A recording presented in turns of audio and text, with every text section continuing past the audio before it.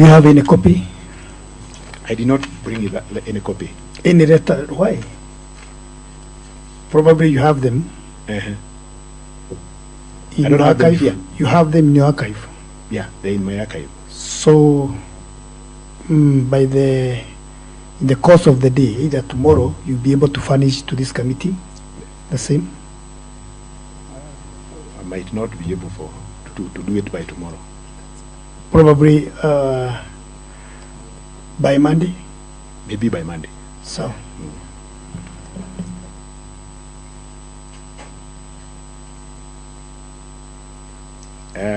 Public office, political activities and affiliation.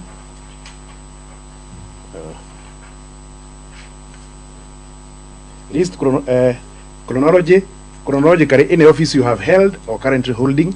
The senior teacher currently have been appointed. Assistant Executive Secretary KNUT, I was elected. And then I was a secretary Mugumo Water Project. I was elected. So those are the offices that I listed.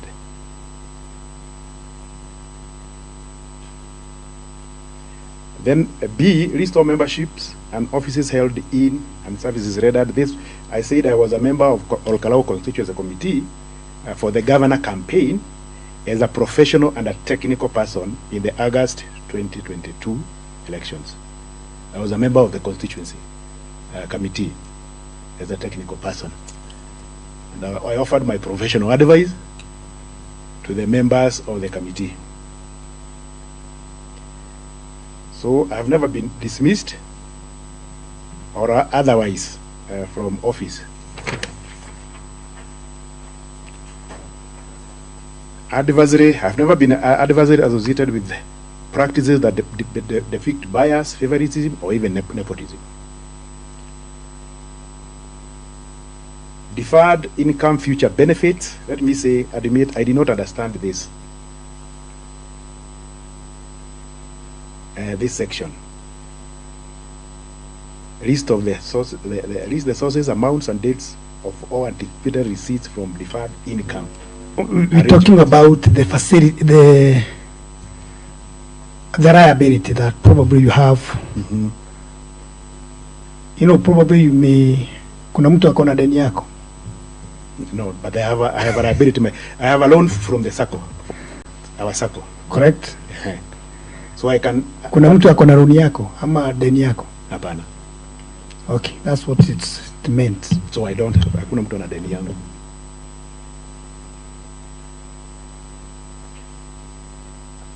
Outside commitment during service in office. Do you have any plans, commitments, or agreement to pursue outside employment? That one is no. 24 sources of income. List sources and amounts of all income during the calendar year.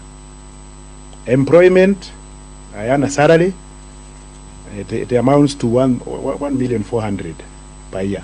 That is the gross pay. The gross pay. You multiply it by 12. It is that way. 1,000. And then I have business income. I have a small business here in town that generates some income. That is 240. Dividends from shares. The shares I talked about.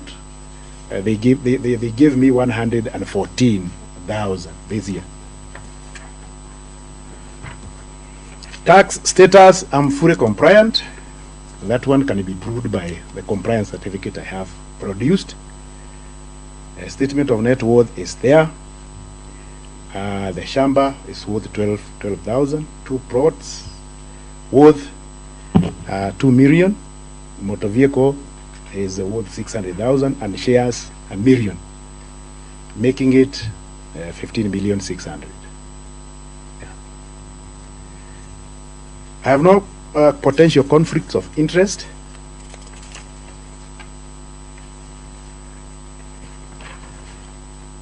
Charitable donations and activities.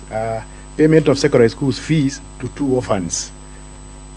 2023 amounted to 48,000. Donation of revision books to schools. This time I donated to Mugumo Primary School revision books worth 20,000. I've never been charged in a court of law.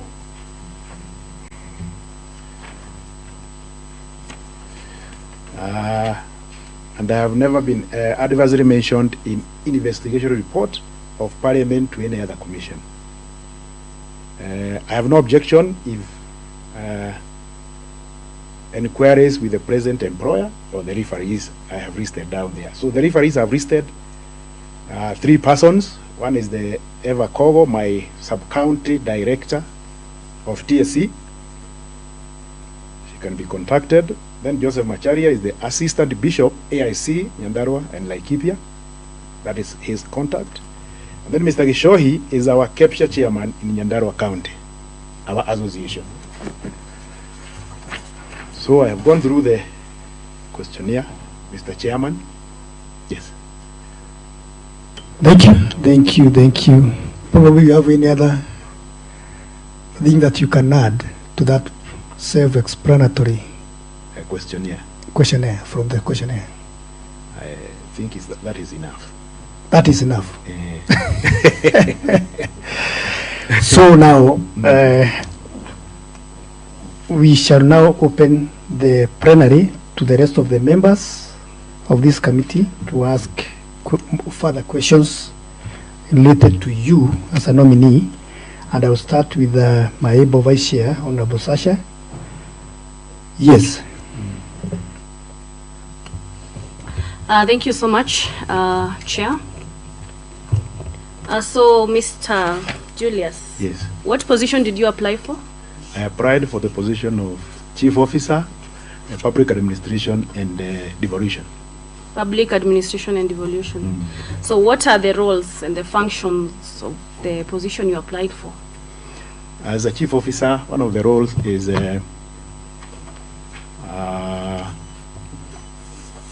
making budgets for approval by the Assembly. I'll also be the chief, the officer in charge of finances in the department. I'll also be the administrative head of the Department of Administration and Devolution.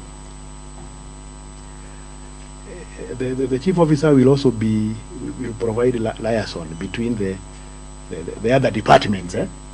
Yes, and the department. I'll also be in charge of enforcement where, for the sake of maybe revenue correction, and any other duty that will be given by my CECM, because my CC will be, I'll be any duty that is given, I'll be able to take it. Yeah. My second question, it's in regards to devolution. Okay. What spirit informed devolution? And by the spirit I mean, what informed the introduction of devolution in this country? And where at it, what are the advantages and disadvantages of devolution? What have we been able to achieve in terms of public administration? Yeah, kindly just take us through. Okay. Devolution, let me first of all explain or define devolution. It is the transfer. Devolution is the transfer of functions or powers from the national government to the county government. It also involves the transfer of funds. As they transfer powers and functions, they also transfer funds to the county government. And what informed devolution, according to me, is bringing funds or money near mwananchi, bringing services near mwananchi, because before that time, before devolution came, everything was done in Nairobi. So when devolution came, services came closer to the people, near the people. They were able to access services that they could not access when all of them were in Nairobi. So that is what some of the things that informed devolution, and it also brought what we call public participation. That is also people, those who crafted this idea of devolution wanted people to participate in development, to participate in election of their leaders. As you are now elected, you are closer to the people. It was not like that. So it is now, this is what informed, bringing services closer to the people and making sure that they participate in decision making. That is it. Advantages. I asked about the advantages. Mm-hmm. The advantages are achieved so far. I've already talked about some of them already, but I can say devolution has brought what we call public public participation. Members can now participate in what they want. It has also brought services near the people. Some things were not could not be accessed, like the county headquarters. Because of devolution, we have a county headquarters here. We did not have the county headquarters. Even development has come now through the wards, the ward representative, the MCAs. We can be able to see good roads. We can be able to see water near the people because of drilling of boreholes. Generally, the devolution has brought development to people. I can say that. I can attest to that. All right, thank you. So my last question, Chair, let me just ask one final question on devolution, and in regards to the role that you're going to play as the Chief Officer Administration in devolution. What is that? What role, or maybe what is that thing that you would want transferred from the national government to the county government? Probably that is still stuck in the national government. And what do you think? Do you think it is advantageous for us to be maybe the health? What is it called? How can I phrase it? The roles in the health sector probably being brought to the county government. Do you prefer that some of these functions be taken back to the national government and some from the national government to the county government? And if so, what examples would you give in that regard? So, like, for instance, let me just clear the question.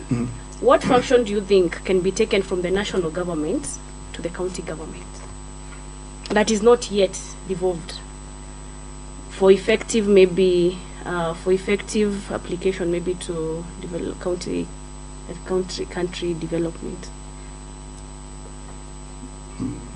Okay, so there are some issues that I would prefer they be brought here, like the transport, the NTSA, the transport system, because most of the time when we apply for driving licenses, it should be at least decentralized, brought near to us. You are told to go to Nairobi, to go to Nakuru. So if these things are the transport and the NTSA, if they are brought near, then that is one of them. The other one is like the provincial administration, because it seems like there is a conflict between the county government and the provincial, what we used to call provincial administration. National coordination of government should be done at a decentralized place instead of having the national government, the provincial, the chiefs, and should also be under the county government to avoid conflict of interest. Yeah. Right, thank you. I think that's well answered. Okay. Asante, Chair. Thank you. Now we go to Honorable Gathongo.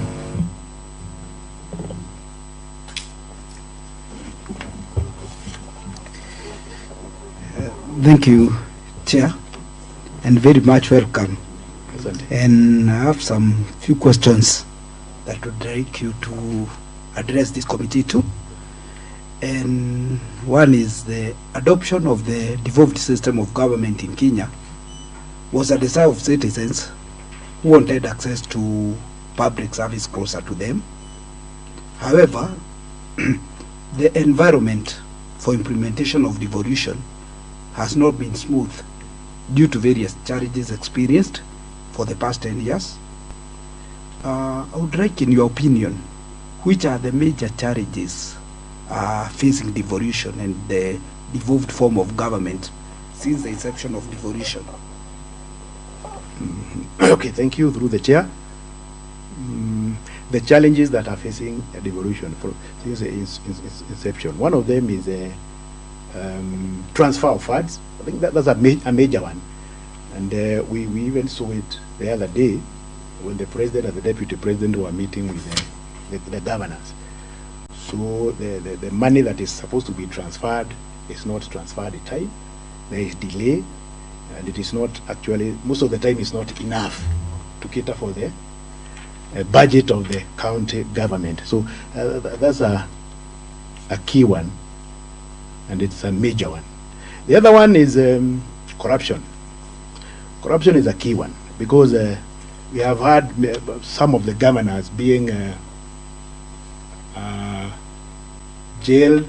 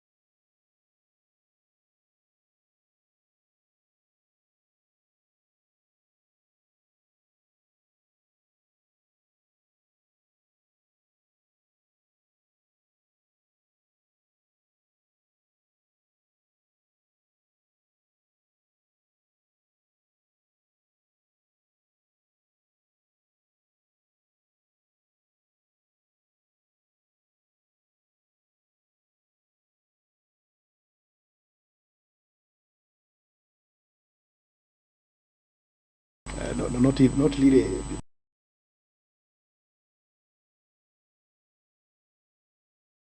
And I would like also you state to this committee, what are the objects and principles of devolution in the Constitution, please?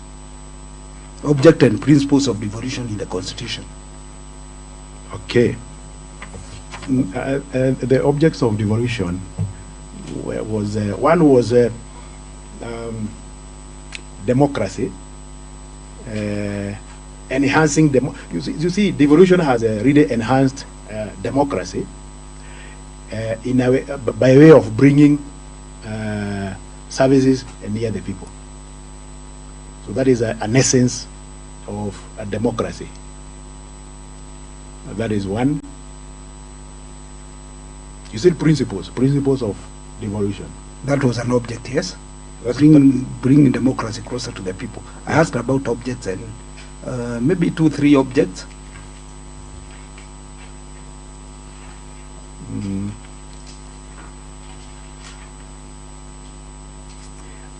Bringing services near the people. Yeah, that is one. Yeah, bringing services near the people. The democratic people exercising their own power. Yeah. Also, people having a right to elect their leaders. Right. Their representation. Their representation. And principles.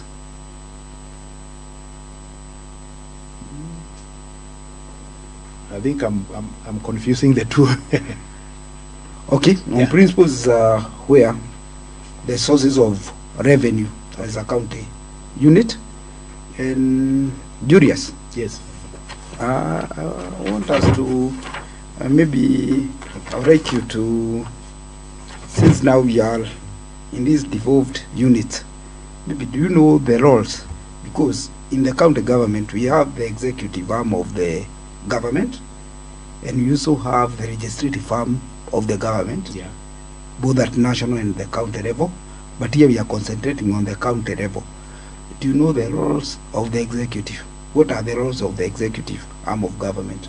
Yeah, the roles of the executive is to implement registration. One is to implement registration that comes from the other arm, that is the assembly, the county assembly. Yeah.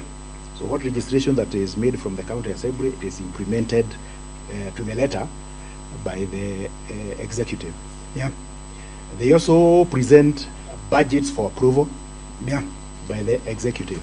Yeah. Budgets or any other expenditure for approval by the executive. No. The executive brings it to the county assembly for approval. Thank you. Of course, they also do implement any other plans,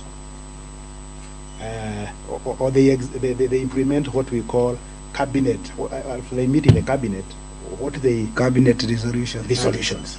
Okay. Yes. And the roles of the assembly, where you are. The roles of the assembly. One of them is the one you are doing now, vetting and approving nominees. That is one. The other one is providing oversight to the executive, making sure that whatever funds they have, they utilize it in the best way possible. You also have another role of linking with the electorate, and making sure that their views are heard and they are brought in the assembly. In a simple word, is representation. Representation. Yeah. Yeah. And we have a third role, which is registration.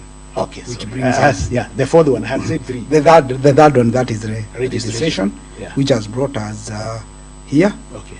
And back to the chair, we wish you well in your endeavors, and when you, if this committee will find you fit to serve the residents of Nyandarua. I see you are knowledgeable. We want the zeal and the vigor. Yeah. You are answering the questions. We expect it to be translated in office. It will be. Thank you. Back to the chair. Sir. Oh, sorry. Thank you, Honorable Kamau Gathongo. Now we go to Honorable Kuria. Okay, thank you, Chair. Afternoon once again, Mr. Julius. Good afternoon. Thank you.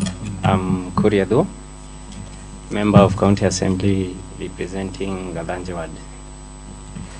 Mr. Julius, I have a question for you. How many levels of devolved units do we have in the County Government Act?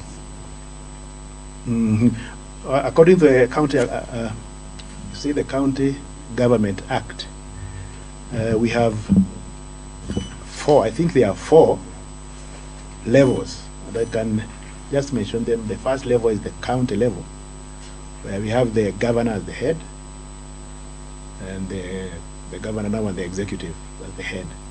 Then we have another level that is known as the sub-county level, where we have the sub-county administrator.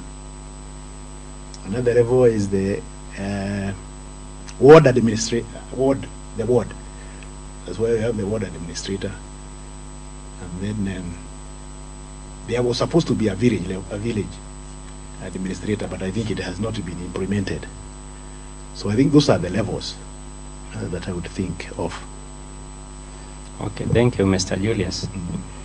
Now that you are coming into the devolution sector, what is your view on the Ward Administration Fund? Ward Administration Fund? Ward Development Fund. Yeah, I think I have been for it, for the Ward Administration Ward, and it should be enhanced more because this is the fund that directly connects with Mwananchi. So according to me, it should be enhanced. It should be made to be frequent, because it will definitely impact very much on Mwananchi when it comes to bursaries, development, all those things. If the ward is given that autonomy to have that money and it be in an enhanced way, then devolution is about bringing services closer to the people. Yes. Thank you, Mr. Julius. Well answered. Last but not least, what are the roles and duties of a member of County Assembly? The roles and duties. Yeah. member of a county assembly. This is a registration.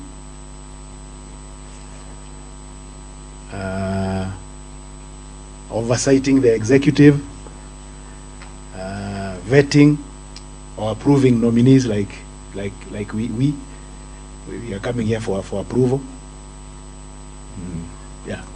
Thank you. What about for the responsibilities Of a member of a county assembly? responsibilities.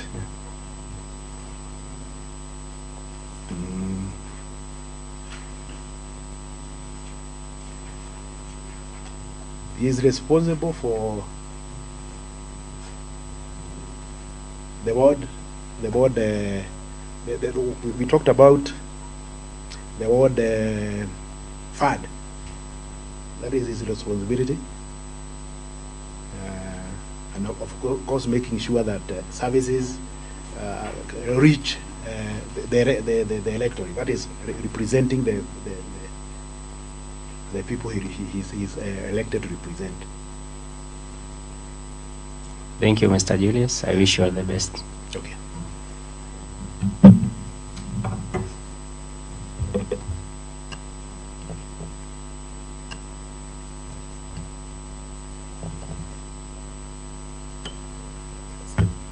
Thank you, Honorable Kuya. Now we go to Honorable Kate.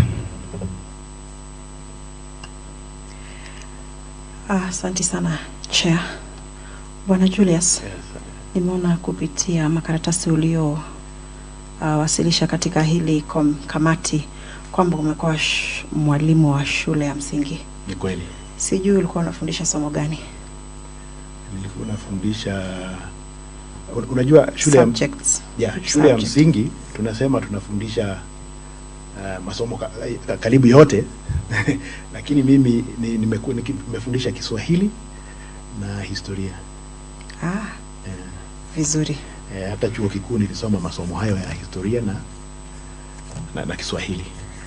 Asante. Pia katika haya makaratasi umeweza kuwasilisha, nimeona kuna hisa ambazo unasema ulipata hela. Yeah.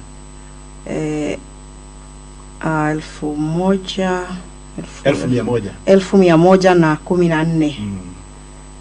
Labda unaweza tuambia ni unawekeza wapi na maybe ni asilimia, uliweza kupata asilimia ya nini? Nimewekeza kwa Tower Sacco ambayo ni sako ya wafanyikazi wa serikali pamoja na walimu, na nilipata asilimia ya asilimia 13. Sawa. Tulipokuwa tunabadilisha sheria constitution ya mwaka wa 2010, mojawapo ya sehemu zilizozingatiwa ni ugatuzi. Kuna sheria zingine zilikuwa zimeambatana. Sijui kama unajua hizo masheria ili gatuzi ziweze kufanya kazi vizuri. Najua, lakini pengine nizitaje kwa lugha ya Kiingereza. Haina shida. So nitazitaja, na moja yake ni National Government Act, Political Parties Act. Then we have the County Governments Act. We have the National Government and Devolved Units Act. Yeah, hizo ni baadhi yazo ya hizo sheria ambazo naweza kumbuka. Asante. Zingine ni PFM, Public Finance Management. Najua utapatana nazo kama utaweza kufaulu. Sawa. Okay, asante. Swali langu la mwisho ni kuhusu sura ya maeneo ya mjini, yani Urban Areas and Cities Act. And which categories are within which categories are there? within the Urban Areas and Cities Act? I will also utaniruhusu pia nitumie lugha ya Kiingereza. Kiswahili wakati mwingine kina, hata kama nimesomea lugha ya Kiswahili wakati mwingine inakanganya kiasi, lakini najua ni sehemu za mji ambazo, ya kwanza ni city kama Nairobi na Kisumu na Mombasa na Nakuru. Juzi tumepata Nakuru kama mji mkuu, city. Then tuko na municipalities, hizo ni zile zilikuwa town kubwa kubwa. Then we have towns. So I think nimefikisha hapo. Okay. You've done well. Okay. How many municipalities do we have in Nyandarua? Currently we have only one. Okay. According to my understanding, we have only one, because we have a municipal office here in Olkalau. But the other day there was public participation about elevating some of the towns to municipalities, which is a good idea. But currently we have only one, which is Olkalau. Asante. Nakutakia lote la heri. Asante sana. Asante, nimeshukuru. Now I will request Honorable Muhindi to proceed. Thank you, Chair. Sorry I wasn't there during the introduction. Honorable Muhindi Kariuki from Kinangop constituency. Mine are two quick questions. One is, the President chairs a very crucial organ of devolution. The Deputy President also chairs a very crucial organ of devolution. Which organs are those? I know the Council of Governors. There's the Council of Governors. There's a time, I might not be able to get the exact words, but I know there is the Council of Governors when they go for meetings, when they are deliberating on finances, county finances. It's usually shared by the Deputy President. I might not get the exact words, but I know there is something like that. Whenever they are discussing about finances, the Deputy President is there. And then we have the Council of Governors. During their meetings, they are either closed by the President or opened by the President. So that's what my understanding. Okay, I'll leave that homework to you. Finally, okay. How did you know that there was a vacancy for this position, and how did you get invited for the interview? Okay, I saw it in the press. It was advertised in the press. So the Nation newspaper. So I saw it and I applied through the public service, the county public service board, and I was invited to attend an interview in a place near Engineer, a hotel known as Dive In Hotel. That is why we went for the interview. So I went for the interview, and after shortlisting, we were shortlisted. We were told we have been shortlisted. 5 of us, yes? Kindly, Chair. It's just a small one. Okay. Were you invited by mail, by post, by call, by what? How are you invited for the interview? By SMS. Okay, yeah. Thank you.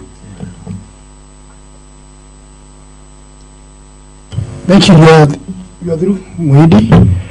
We go to the final tail end of Honorable Zachary Jeru. Bwana Julius, yes. If you succeed, you'll be in charge in matters public administration, and it is always prudent to know jurisdictions. How many electoral wards do we have in Nyandarua? Nyandarua, we have 25 electoral wards. How many sub-counties do we have in Nyandarua?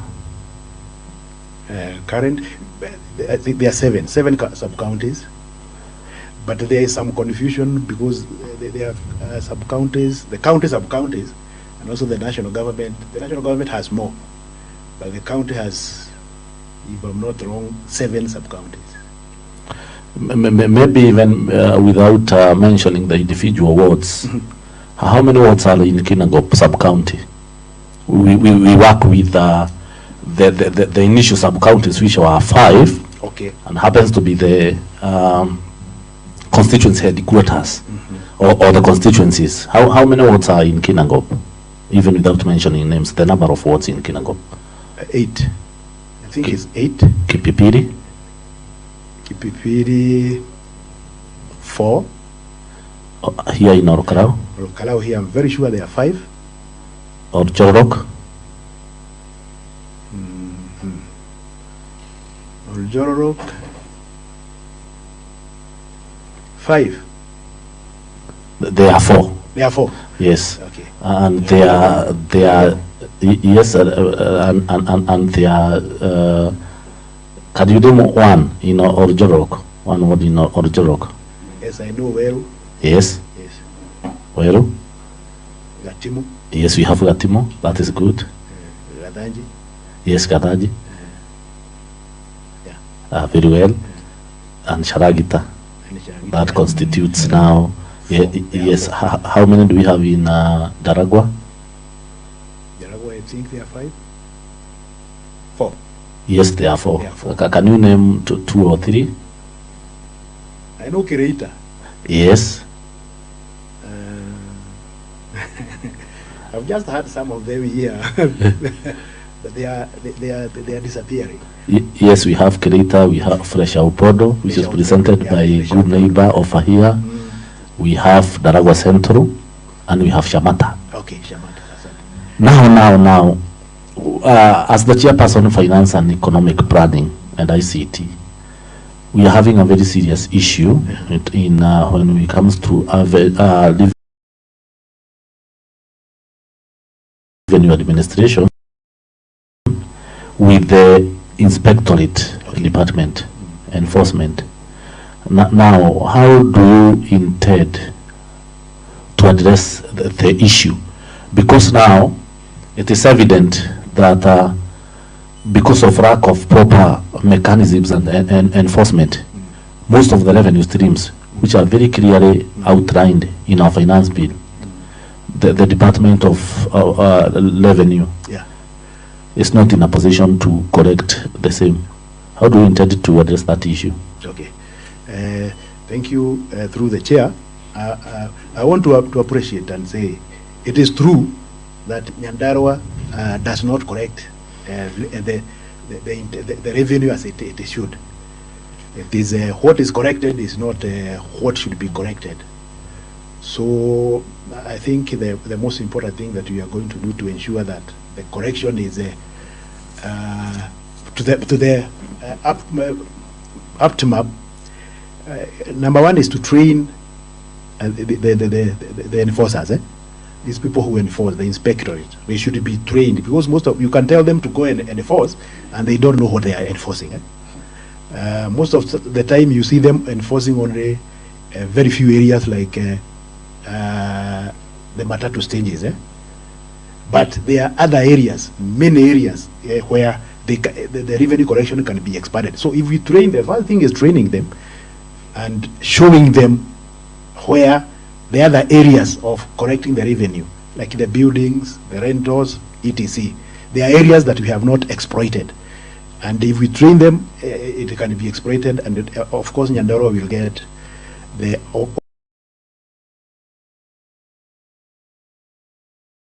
optimum revenue correction. That is one. Number two, I think it is also good to, as you train them, you also motivate. There's also the aspect of motivation. Because a motivated worker will definitely work better and therefore bring more revenue to the county. The last three is about corruption, because that also eats a lot of our revenue. Corruption. So ensuring that most of the revenue collection is digitized. Because these days we are going digital, as the president said. So I'll also make sure that most of the revenue collection is digitized, because when digitization is done, the loopholes are reduced. So those are some of the interventions I can put in place, although there are others. Very well. Last, Bwana Julius, I think since you developed some interest in this position, Yeah. have you been able to identify any policy gap in this department? That now, if you you get this opportunity, which is that issue you think that this has been the thought in the flesh in terms of public admin and devolution? I think one, there is the issue of offices, the public, the sub-county administrators, the ward administrators. Most of them do not have offices where they work from, which is a challenge. Most of them work in areas which are either rented or they belong to other departments. But I think that is a major challenge. The ward admin, the sub-county, should have his or her own office, staff, so that they can be able to work seamlessly without those challenges. So I think that one is very important. The other thing is about enhancing revenue and ensuring that revenue is actually corrected in all those places I had mentioned earlier. We should not focus on only the areas that are known. We can also go to other areas and enhance revenue collection. Very well, Bwana Julius, Okay. and I wish you well. Thank you. Thank you. Thank you. And I have seen we have another member of this honorable house who by his own means decided to come to this committee, and I would request him to introduce himself, and if either he has one question, not more than one, he can ask the nominee. Thank you, Chair. To our nominee, my name is Honorable Mwangi Kagwe from Narawa Central. Initially, 2013-2017, I was the chair of the SAID committee, that is public service. And when I have heard that we are we have a nominee of the same position, I've said, let me just pass by and say hi. Okay. My question may be one, and I don't know whether it has been asked, because I do understand in public service or public administration department, you are dealing with human resource. And we understand that the department, the county government has been hiring people of different quarters. And we ended up having cashiers who, by all means, they ended up being unpaid for some months. How are you going to address those issues whereby we are hiring and by the end of the day we are not be able to pay, noting that our wage bill has already bloated? Lastly, our ward admin and sub-county admins, yeah, there has been a problem on where to who and to where do they supposed to report to, because there has been that confusion either to the county secretary or to the governor or now to the SAID office. Okay, the first one is about the bloated workforce. I think what I'll do is to ensure that employees who get employment are the required employees. We don't want to have a case like we had in Kisii, where we had very few vehicles and so many drivers without even vehicles. So I think it will be strictly done that each and every job is done by one person, and that one will definitely reduce the wage bill and save the county some money. The other one was about reporting. The sub-county and the board administrators, they're reporting to the county secretary, to the, I think it should be made very clear by the appointing authority where they should be reporting. But I think they should be reporting to the person who will be holding that office of public administration and devolution, because the county secretary should be in charge of the staff who are in the governor's office. That is what my understanding is. But the other one, the sub-county administrators should report to the chief officer in that department, and the ward administrators. Clarity, because I do understand that the county secretary is the head of the public service. Okay. That's it deals with all the workforce in the county.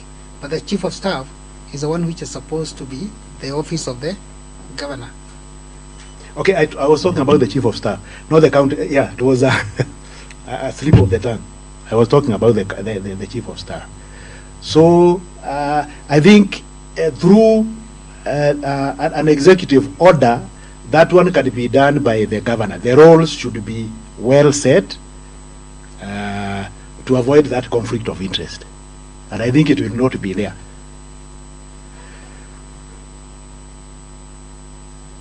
I'm through, Chair. Thank you. Again, we have another member of this assembly, Honorable Isaac. Do you mind to introduce yourself and then you ask one question? Okay, thank you, Chairman. Let me say that I'm Isaac Kongo Wanjiro, member for Anjohi Ward, Chairman Budget. And first I want to congratulate you for this far. Chairman, I don't know the question that I have, whether it lies in his docket, because I'm a bit trapped, whether it is in public service. Now I understand there is public administration and devolution. I'm yet to understand the roles and the distinct role between the two. But as the Chairman Budget, my concern has been the wage bill. Maybe, I don't know whether it will be in your docket, but since the inception of devolution, there are those workers that we received from the de facto county councils. There are others that were seconded here through the national government, depending on the functions, the devolved functions. Since 2013, the wage bill have increased from 1.4 billion. We are headed to 2.6 billion. Yet we have so many gaps and competencies that we have not employed. Maybe, what do you think we should be able to do? Because we have quite a number of so many employees, but we still so have many gaps, and the wage bill is ballooning to the extent that at this point the county might not be able to sustain that kind of wage bill. Maybe even if it is not within your docket, what is your opinion on that matter?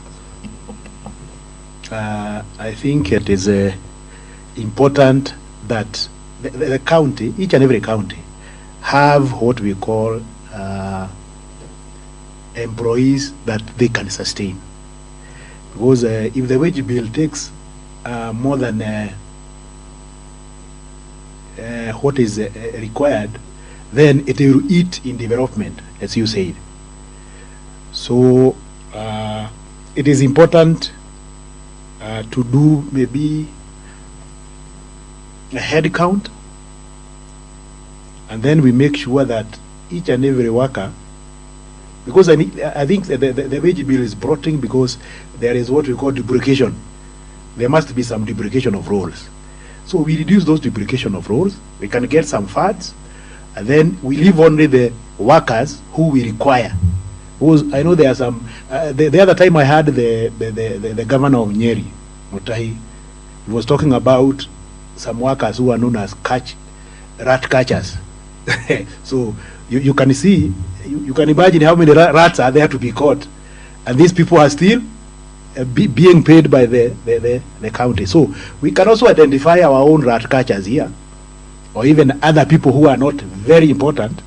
We give them, we can give them an early retirement benefit. We are not going to send them, and then we are left with what we require, so that we can have most of the money going to development, because the essence of devolution was to bring development near the people. So it's good that we have a good head count, and then we are certain really what do we need as a county. What we don't need, we lay it off. Yeah, that's my take. Thank you. Now, I think we are, as we wind up, I have some few questions to ask you. Who is the appointing authority to the chief officer office or vacant? The chief officer. The appointing authority. It is the county governor. Is the county governor. Yeah. The chief officer is responsible to who? The chief officer is responsible to the county, the CCM, county executive member of that docket. Of that docket. This is important. In a nutshell.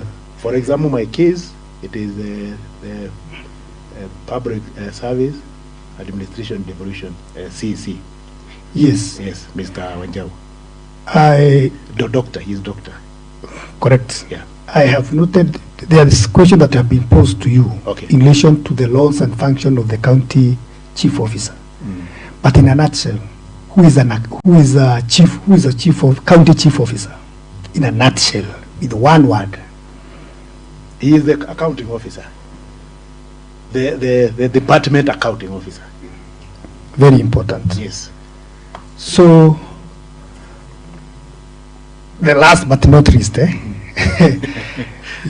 is a vast correlation of the chief officer who is under the implementation side of arms of governance. Where does the county assemblies comes in? The county assembly comes in because the chief officer makes the budget. The county assembly must approve the budget. A very simple question. I don't want you to digress. Okay. Where does the county assembly, just one or two words, where does the county assembly comes in when it comes to the chief officer's role? You know, you are on the side of the executive, and this is the legislature. Where does we comes in? I can talk about the approval of expenditure, because the chief officer is the accounting officer, so any expenditure must be approved by them. I want to throw you further. What are the laws of the county assembly as a legislature? You have just answered that question. Okay. But mainly there are three: representation, registration, and oversight. So, bearing in mind to that effect, where does the county assembly now comes in? It comes in for oversight. To oversight? To oversight. Ensuring that the implementation is being done properly. Okay. And the funds and of course registered what now you have planned and budgeted for, and then submitted back to the assembly. Yes. That's what you are required to do. So I wish you well, and probably Mwarim, this committee will be very fair and justice to you. Yeah. We are here to vet. Okay. And vetting is looking into the suitability of the nominee, and we are looking three things: the academic credentials and professionalism that you have in, and then we are there to look at the process and your integrity of the nominee. Now it is up to us, and I will be able to judge you as per what you have stated and everything that we have for you. Maybe, unless there anybody with a very touching question that you can raise to this nominee, I want to take you back again. You summarize with your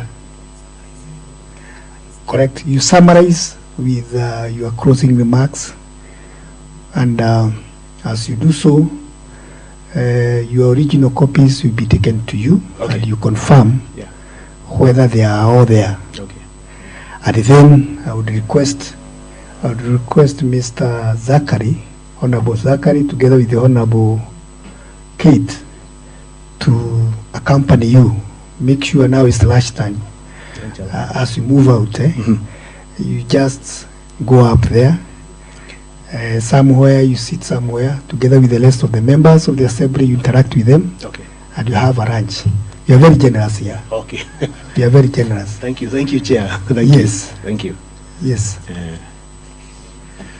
So you confirm your document are okay? Okay.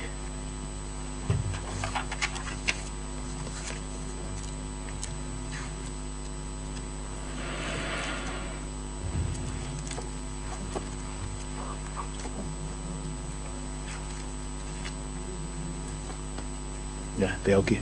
They are okay. They're okay. Asante. This one, do I go with it? It's yours, your copy. It is yours. Just it's my copy. You have a copy? Okay. Yeah, sawa. So thank you very much, members, through the chair, members of the committee, for giving this opportunity to appear before you. I feel greatly honored to be here. I may be very honest that this is the first time that I'm coming to this assembly. I'm also very much excited to be here. The assembly looks quite modern. It's really modern. I've been seeing it through the TV and social media. So it is okay that I'm really honored and privileged to sit here. So thank you very much for giving me that opportunity to be here. I want to say that I have been in administration most of the time. During my teaching career, most of the time I have been, from 2006, I've been an administrator. I've been administrating. I've also represented teachers in KNUT, Matters Trade Union. So as far as human resource and administration, I have quite an experience, and that is what I would like, if given the opportunity, to share with the county government. So thank you very much. And I want to say, if given the opportunity, I'll give my all. I'm going to do everything that is in my capacity to make sure that services are brought closer to people, and also the vision of the governor for this county is fulfilled. So thank you very much, Chairman. Asante. Ningeomba sasa waheshimiwa ambao tumewateua waambatane na wewe pamoja mpaka huko juu na uhakikishe kwamba umekula lunch. Thank you. Asante.